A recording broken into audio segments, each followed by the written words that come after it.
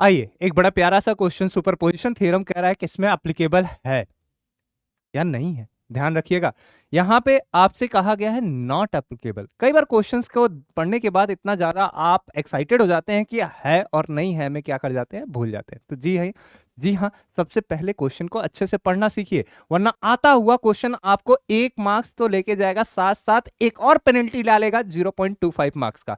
बड़ा ही प्यारा सा क्वेश्चन है कि वोल्टेज कैलकुलेशन के लिए भैया कर सकते हैं, वोल्टेज आपके पास लीनियर होता है। बाइलेटरल एलिमेंट्स के लिए कर सकते हैं, ये दोनों आप कर सकते हैं, लेकिन पावर क्या होता है, नॉन लीनियर होता है। अगर आप पावर देखेंगे तो आपके पास हो जाता है आई स्क्वायर आर। आई स्क्वायर क्या होता है, आपके पास नॉन लीनियर हो जाता है, और अगर नॉन लीनियर है तो ये आप पावर कैलकुलेशन के लिए इस्तेमाल नहीं करेंगे। यानी सुपरपोजिशन थ्योरम का इस्तेमाल आप पावर कैलकुलेशन के लिए बिल्कुल नहीं करेंगे। फिर से मैं कह रहा हूं, पावर कैलकुलेशन के लिए सुपरपोजिशन थ्योरम एप्लीकेबल नहीं होता है।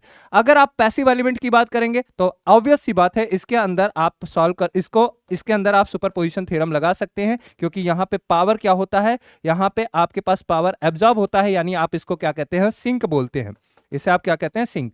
तो पैसिव के लिए हो जाएगा, बाइलेटरल के लिए हो जाएगा, वोल्टेज कैलकुलेशन के लिए हो जाएगा, लीनियर के लिए हो जाएगा। एक प्रो पॉइंट का आपको बताता हूं, सुपरपोजिशन थ्योरम जो लॉ ऑफ होमोजेनिटी को फॉलो करते हैं वो आपके पास क्या कहलाते हैं, वो आपके पास सुपरपोजिशन थ्योरम क्या कराएगा, उसके ऊपर एप्लीकेबल होगा। यानी अगर आपके पास वोल्टेज और करंट का रिलेशन आप देखेंगे, आपके पास अगर लीनियर होता है तब आपके पास सुपरपोजिशन थ्योरम क्या होता है, एप्लीकेबल होता है। सिर्फ पावर कैलकुलेशन के लिए एप्लीकेबल नहीं होता है। इसी तरह के और भी प्यारे प्यारे क्वेश्चंस के साथ हम लोग डेली मिलते हैं शाम के 4:30 बजे द प्रोविजन पॉइंट के अंदर, जिसके अंदर प्यारे प्यारे क्वेश्चन होते हैं। तो आना ना भूलिए डेली यूट्यूब चैनल पे द प्रोविजन पॉइंट पे।